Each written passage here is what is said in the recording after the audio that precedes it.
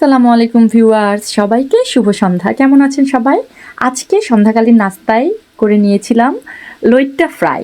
এটা হলো লইট্টার কাঁচা মাছটা আমি সুন্দর করে মাঝখানের কাঁটাটা ফেলে দিয়ে এক আঙ্গুল সমান করে স্লাইস স্লাইস করে কেটে নিয়েছি এবং ভালো করে ধুয়ে সব ধরনের বাটা মশলা, গুঁড়া মশলা, গরম মশলার গুঁড়া এগুলো দিয়ে আমি সুন্দর করে মেরিনেট করে রেখেছি। অবশ্যই লবণ দেবেন।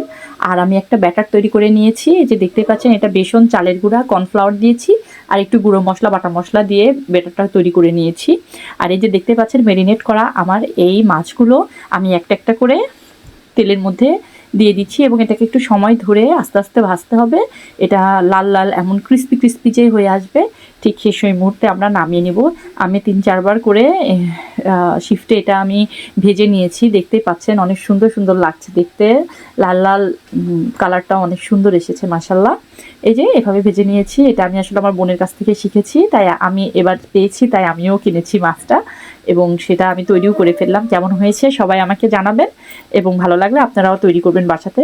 যেহেতু সামুদ্রিক মাছ শরীরের জন্য অনেক ভালো, সপ্তাহে অন্তত 1-2 দিন তো খেতেই পারি, তাই না?